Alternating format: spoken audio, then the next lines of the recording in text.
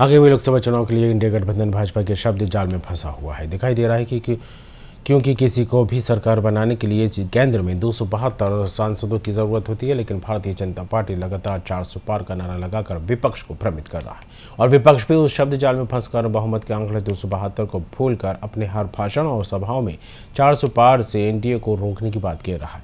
इस विषय पर न्यूज़ ने इंडिया गठबंधन के नेताओं से बात की, क्या कुछ कहा आपको सुनाते हैं। हम लोग भी 400 पार पे बात कर रहे हैं, आप ठीक कह रहे हैं, लेकिन हम ये कह रहे हैं कि जब बीजेपी 400 उम्मीदवार ही नहीं खड़े कर रही देश भर में, तो 400 के पार कैसे चली जाएगी। ये बात हुई कि 100 नंबर का पर्चा और 125 नंबर मिल जाएंगे। ये मैं बता दूं इस चुनाव में कि इनका गुब्बारा शाइनिंग इंडिया की तरह 2004 की तरह फूटेगा और ये बिल्कुल बहुमत तक नहीं पहुंच पा रहे हैं और ये पूरा का पूरा चुनाव परिणाम लोगों को आश्चर्य में डाल देगा।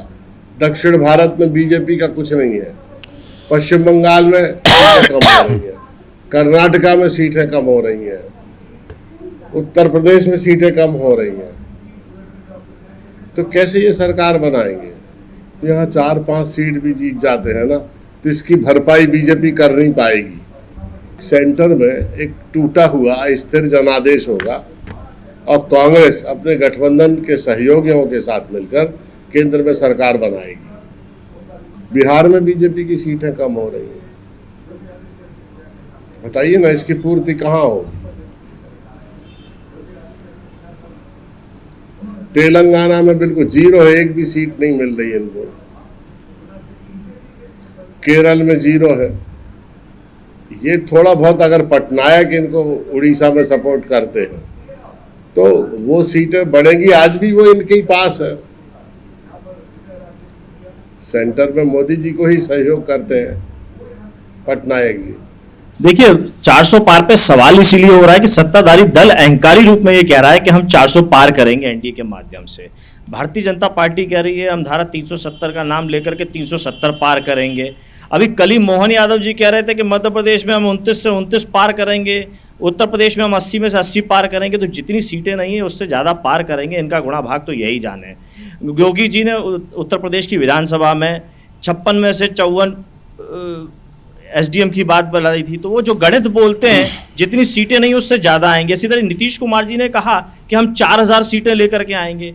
तो ये जो जुमले इन्होंने घोषणा पत्र के माध्यम से कहे हैं, जो जनता को धोखे देने और बरगलाने वाली बातें की हुई हैं, वही ये नारे भी दे रहे हैं। हमारा स्पष्ट कहना है हम संविधान की रक्षा की बात कर रहे हैं, लोकतंत्र की रक्षा की बात कर रहे हैं, सामाजिक न्याय की बात कर रहे हैं। जो समाज में पिछड़ गया है उसे मुख्य धारा में लाना है। हर व्यक्ति को अपना एक अधिकार है, उसका अधिकार सुरक्षित रहे। इस महंगाई की मार से दूर करना, बेहतर शिक्षा, बेहतर स्वास्थ्य व्यवस्था, बेहतर वातावरण, जीने का अधिकार यह आदमी के पास होना चाहिए। हम उसी सामाजिक न्याय की, पीडीए की बात कर रहे हैं। पिछड़ा, आदिवासी, अल्पसंख्यक, आदि आबादी, अगड़े जो शोषित हैं, वंचित हैं, उन सब की बात कर रहे हैं और उन्हीं की लड़ाई लड़ रहे हैं। सरकार में आते ही हम सबको हक अधिकार दिलाएंगे, वही हमारा वादा है, वही हमारा नारा है। सरकार बनाने जा रहे हैं और भारतीय जनता पार्टी को सत्ता से हटाने जा रहे हैं। जो तानाशाही, जो एक लोकतंत्र की हत्या करना कि इस देश में एक ही व्यक्ति राज करेगा, जब लोकतांत्रिक व्यवस्था है, हर जगह एक सांसद चुनाव लड़ता है, सांसद अपनी योग्यता बताता है, मैं जनता के लिए ये करूंगा, लेकिन इनके पास केवल एक ही व्यक्ति है बताने के लिए और दिखाने के लिए। बाकी सब बेकार हैं, ये खुद ही प्रमाणित करते हैं और हमें भी चुनौती देते हैं कि हमारे पास एक चेहरा है। हमारे पास एक चेहरा नहीं, देश में जो 150 करोड़ की आबादी है, उस आबादी में बहुत सारे योग्यवान लोग हैं, सबके अंदर योग्यता भरी हुई है। विश्व में अपना कीर्तिमान स्थापित किया समय समय पे, तो हम किसी की योग्यता पे चुनौती नहीं देंगे। लेकिन देश का प्रधानमंत्री जो होगा वो एक योग्य व्यक्ति होगा, मंत्रिमंडल जो होगा योग्य होगा, सदन में योग्य व्यक्ति बैठेंगे और योग्यता के आधार पर निर्णय भी लेंगे।